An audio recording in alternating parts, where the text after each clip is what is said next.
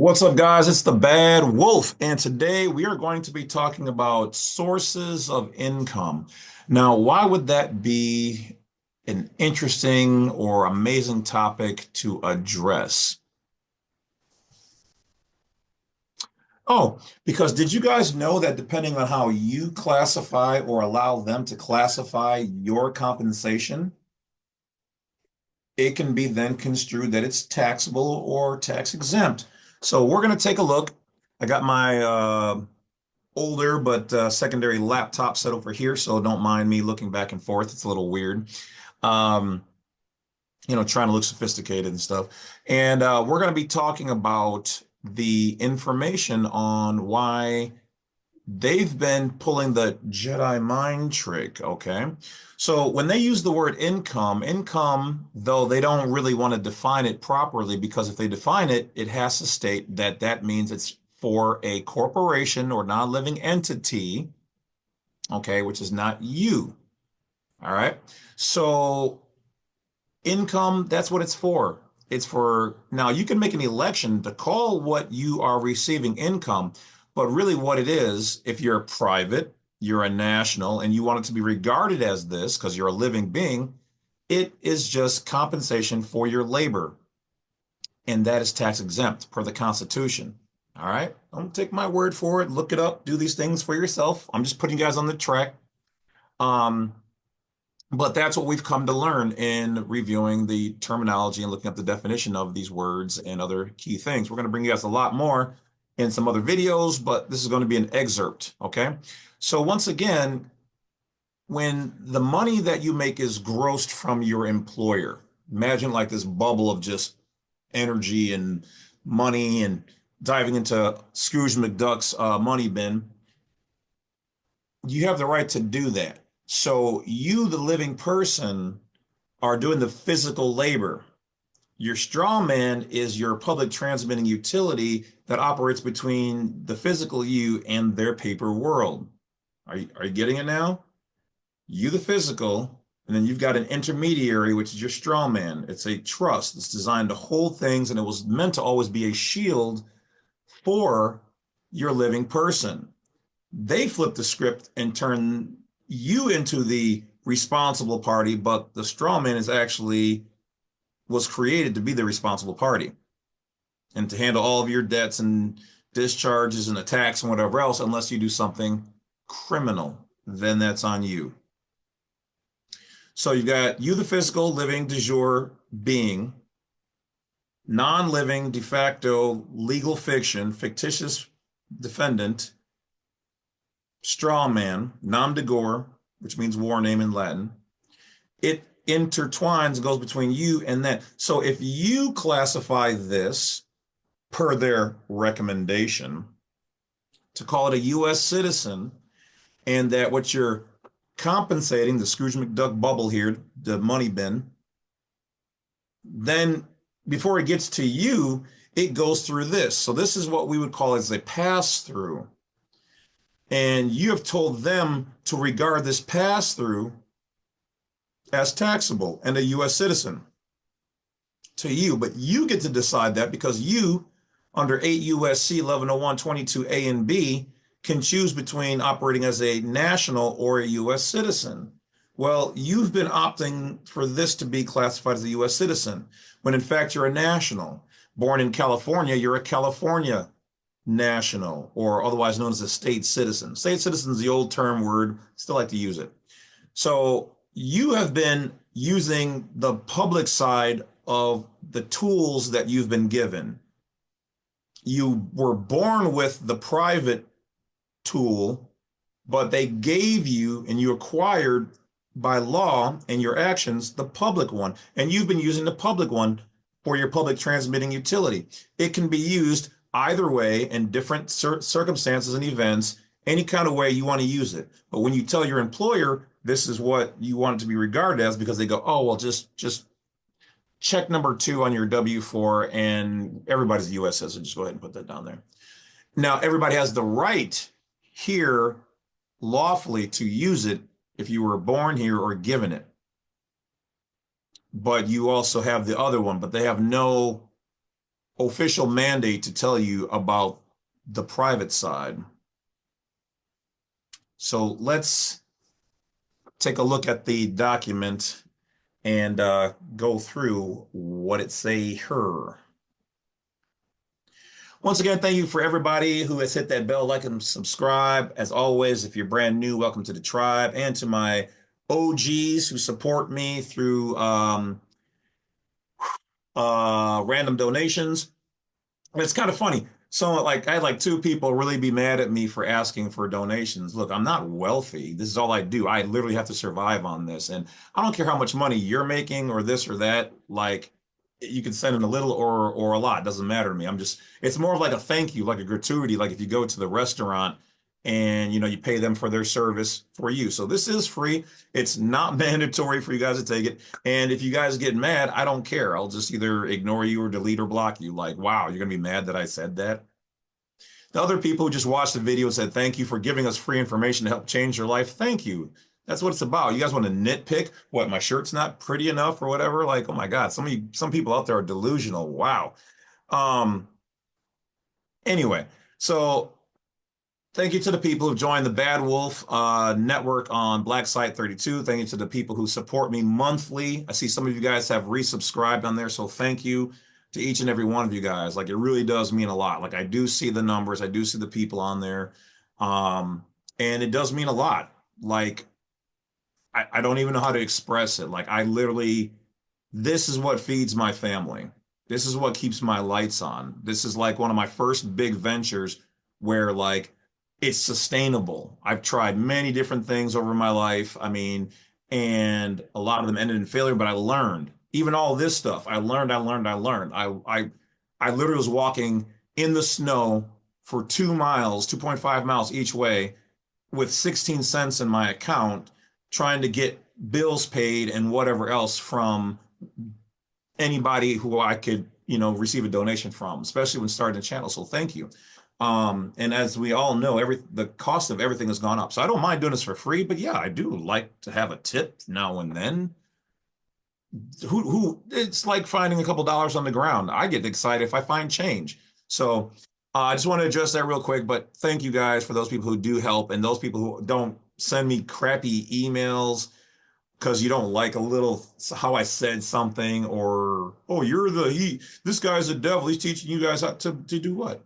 To be free, to think free, to have critical thinking, to reduce. I'm literally giving you guys more free information than most channels out there and the better version and how to do it the correct way, keeping all of my prices low when I could be charging a whole lot of money. I could have sold out to the places out there that wanted to buy me out, and I didn't. So I'm not going to rant on it all day like some of these other people were saying, Jesus, it took 2 minutes of your time to be real with you. No, Wolf, focus on just the work and give it to us for free, hot, hot and ready how we want it. Little Caesar style. Well, then fast forward. Oh my God, I'm not supposed to be a real person. Like it's just crazy how people don't want to connect you with being an actual human and living a human experience. But anyway, I digress. Just know ahead of time that if you disrespect me in any way, I will ignore, delete, or block you or all three. That's just all there is to it. Like if you're gonna act like that, you're not really here for me and this information. You don't own me. And nobody likes to be disrespected, and I refuse to have that. So just forewarning to the rest of you guys who don't act so childish and delusional like some of the messed up people in this world with mental health issues. Thank you for being real people. Seriously, it means a lot. It gives me faith in this world. So now, without further ado, I digress. Let's get to it. And oh yeah, by the way, this is my channel. So if you don't like it, there's plenty of other channels where you can get some other information. Let's get to it.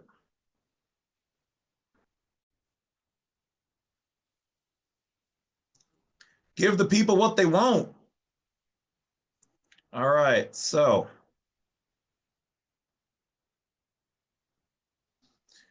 under 26 U.S.C.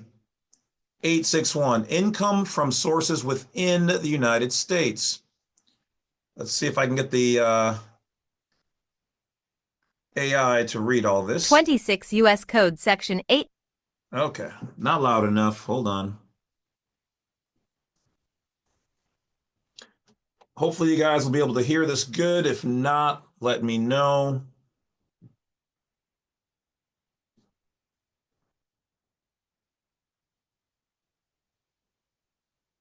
She always gets funny when I stop her from reading. Hold on, I might have to fire it up again. Hold on, let's see. 26 U.S. Code Section 861 Income from sources within the United States. The statutory term United States is defined at IRC 7408D to mean only the District of Columbia and its U.S. territories. D. Citizens and residents outside the United States if any citizen or resident of the United States does not reside in, and does not. So legally, what you have to understand, people, and this is a mind bender, there's more than one United States. There's the geographical, there's the statutory, okay? And there's the corporation. So when they say the statutory term United States, they're talking about the corporation. And under UCC 9-307, it says location of the United States is in the District of Columbia. So if that's the case, you're not working there. But how do they do it? They give you the zip code. They give you a fictitious overlay territorial number to use to basically mean you're within our area. Well, physically, no, but paper-wise, yes. Okay? So the United States and the United States of America are overlaying each other. With the United States Corporation, its invisible paper number jurisdiction floats over the geographical United States of America. So when you're at your work, you can claim either. But the moment you say it's income, that's why they call it an income tax, because we're not disputing it. Now, I did read something a long time ago where it said you could inform your HR department to reclassify the word income on your check or W-4, W-2, and in their computer as compensation.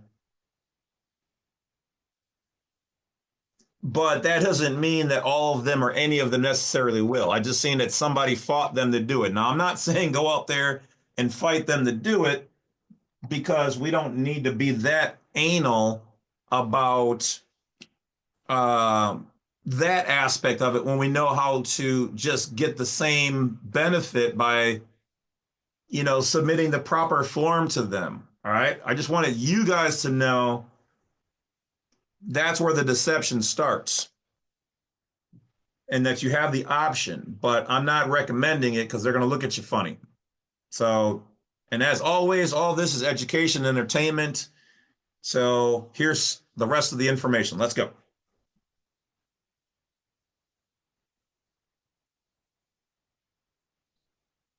Oh, she's going to do that to me again. Come on. She really hates when I stop her from speaking. All right, so let's see here. Let's try to start from here. The statutory term United States is defined at IRC 7408D to mean only the District of Columbia and its U.S. territories. D. Citizens and residents outside the United States if any citizen or resident of the United States does not reside in, and does not have his principal place of business in any United States judicial district, such citizen or resident shall be treated for purposes of this section as residing in the District of Columbia. A. Gross income from sources within United States. The following items of gross income shall be treated as income from sources within the United States. 3. Personal services. Discussion on non-resident alien individuals having no federal income tax liability. Compensation for labor or personal services performed in the United States, except that compensation for labor or services performed in So did you hear the that? United States shall not be deemed to be income from sources within the United Labor States and if personal services. a. Or The you're getting labor or labor. services are performed by a non-resident alien individual temporarily present in the United States for a period or periods not exceeding a total of 90 days during the taxable year.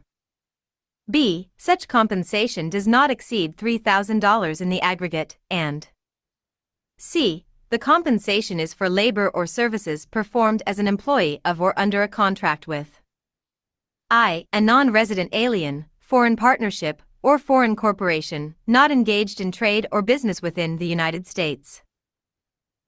A non-resident alien is defined statutorily in IRC 7701, B1b. An individual is a non-resident alien if such individual is neither a citizen of the United States nor a resident of the United States. This only states what it is not rather than what it is. 26 CFR 1.871-1, non-resident alien individuals are taxable only on certain income from sources within and without the United States which is effectively connected for the taxable year with the conduct of a trade or business in the United States.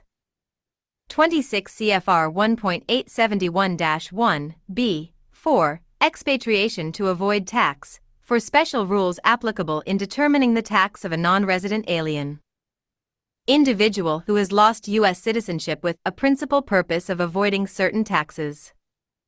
Note: A. In the IRC 7701, B1b, you see that a non-resident alien individual cannot be either a U.S. citizen or a resident alien.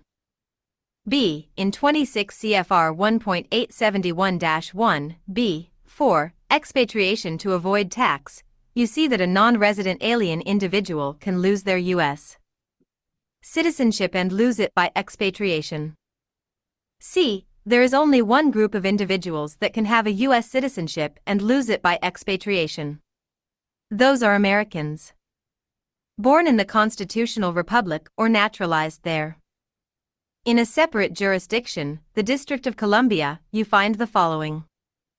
The statutory term United States means the District of Columbia. Now substitute that understanding for the statutes. A statutory U.S. citizen is defined at 8 U.S.C. Section 1401, a person born in the United States and subject to the jurisdiction thereof. A statutory U.S. citizen is defined in the American Journal of Jurisprudence at 3 Cam Jur 2d Section 2689, who is born in United States and subject to United States jurisdiction. A person is born subject to the jurisdiction of the United States, for purposes of acquiring citizenship at birth, if his or her birth occurs in territory over which the United States is sovereign. Those born in the constitutional republic are not subject to the jurisdiction of the national government as they are not born in territory belonging to the statutory United States, the national government. The constitutional republic is a separate and distinct jurisdiction from that of the territory belonging to the statutory United States, the District of Columbia.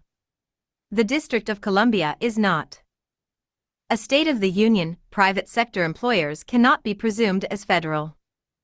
A statutory trade or businesses defined at IRC 7701, A, 26, includes, consists of to the exclusion of all other terms, the performance of the functions of a public office. All public offices are those created by the U.S. Congress for IRC purposes. Okay. So there was a lot of information going on there.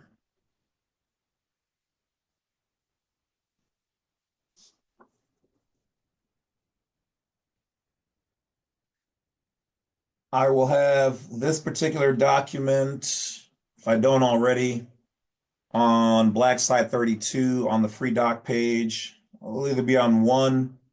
If it's not already on one, then it'll be on page 2, labeled as statutory citizen, and say 26 U.S.C. 861A3. So you have to understand that Oh, sorry, the camera's over here. It's so weird. Um, the real land is called the Republic, or it's the United States of America in the geographical or continental sense or definition.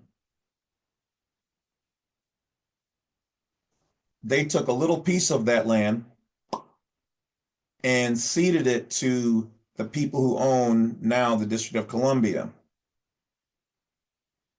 This then became foreign to every other place around it, but it's part of our family. Kind of like your sister or brother marrying somebody from across the street. They're family, but they're not blood. They then created within this district a corporation called the United States.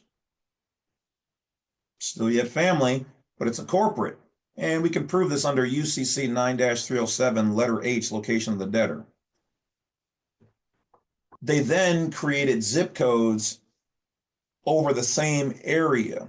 So kind of like the guy or the girl who married your brother or sister said, well, hey, look, anybody who wears one of my t-shirts and swears allegiance to me, though we're still in the family together, but these are my people, and I can pimp slap or charge a fee to come in the house. And the rest of the family goes, that's a little weird, but okay, it's business, I guess. If you can convince any of us and outside people to do that, cool. This guy. So, in fact, they did. And now 99% of everybody here is doing that. To the point where if you say anything contrary to the rule, all these slaves and sheep and people mad at you for asking for donations are going to look at you crazy. Had to throw that part in there. I'm a little petty. Um, so that's what they did. They created, they abridged the Constitution or created a secondary bubble or system that we've been using. But this entire time, we still have constitutional rights. Now, how were you able to get in there? Because you were born as a Floridian or an Arkansan. But the law stated, hey, those people in DC who are known as U.S. citizens, U.S. citizens are actually just public officials. Those are the only ones who are really supposed to be classified that way. But they said, well, you should allow the nationals and the state citizens to claim to be U.S. citizens if they want. You're denying them of a right. I mean, we're right next door. We're family, right? So they created that code, 8 U.S.C. 1101 22A and B. Before all this was enacted, everybody was just a state citizen like the founding fathers. Virginians, Texans, that was it. But then they said, well, shouldn't we all come together as and just all be under one term instead of using all these different terms? You see the play there? So that's when the term was kind of like, well, let's leave the term Texan and Floridian alone. And though that means state citizen, let's just kind of go by nationals. Let's call all the nationals. Oh, but wait, what? You know what? But per the government, you can also claim to be a U.S. citizen. They're offering this thing. Okay. Then all of a sudden they're like, well, there's no law that says we have to talk about being a national.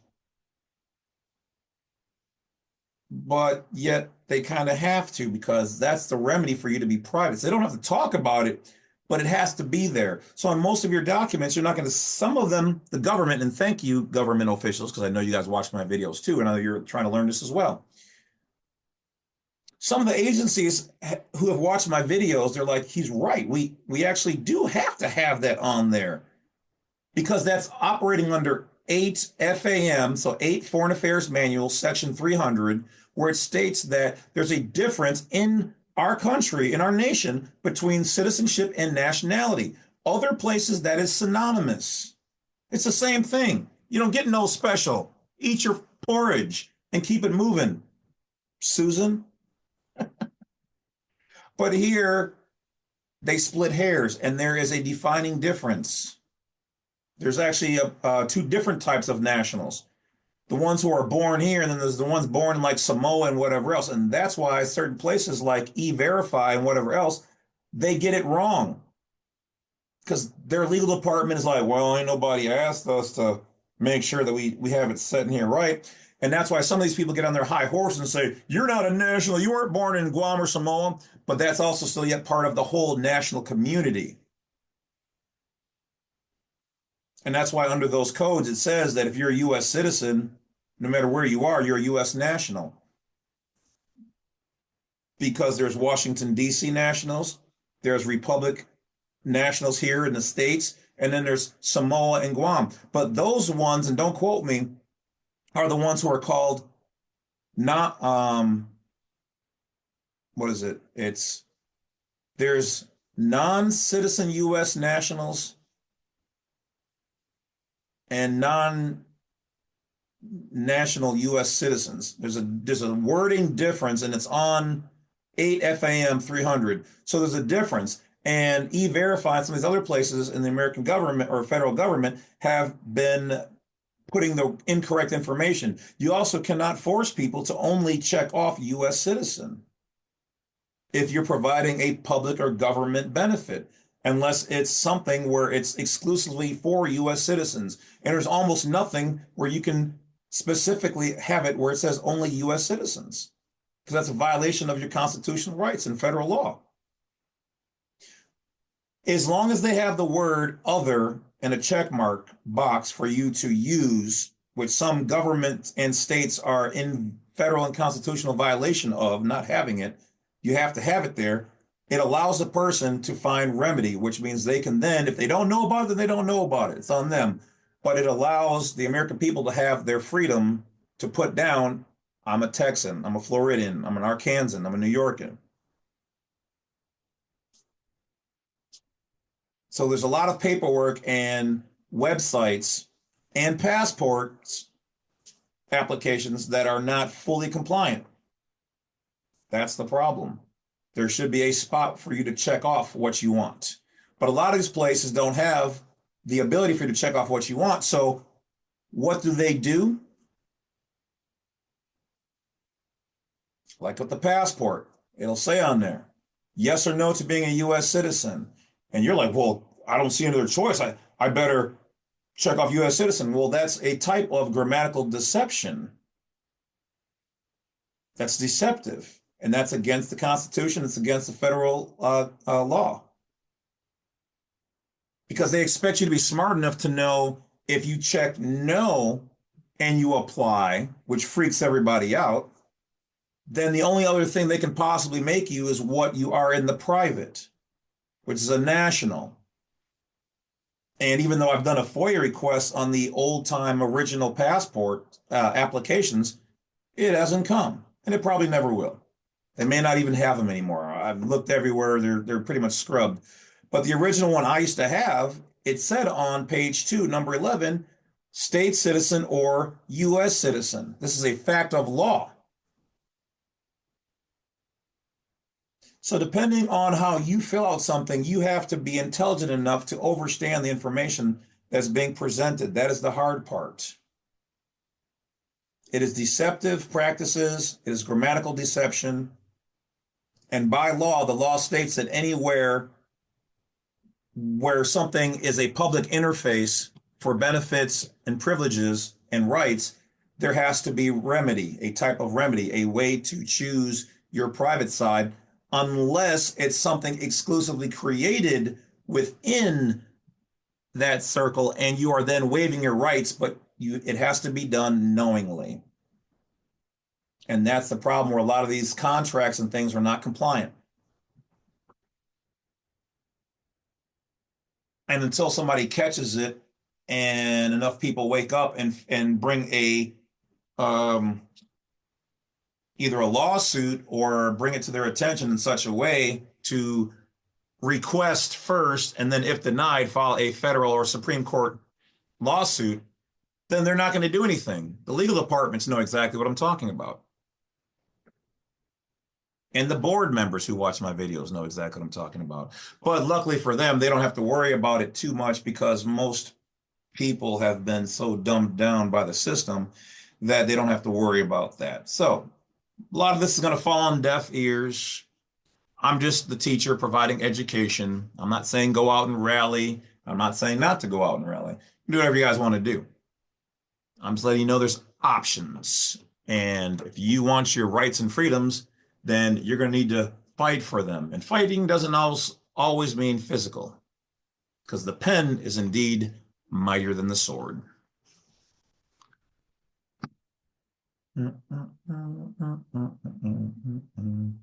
Hey, I appreciate each and every one of you guys. Check me out on Black Site 32 if you guys want. If not, hey, that's cool too.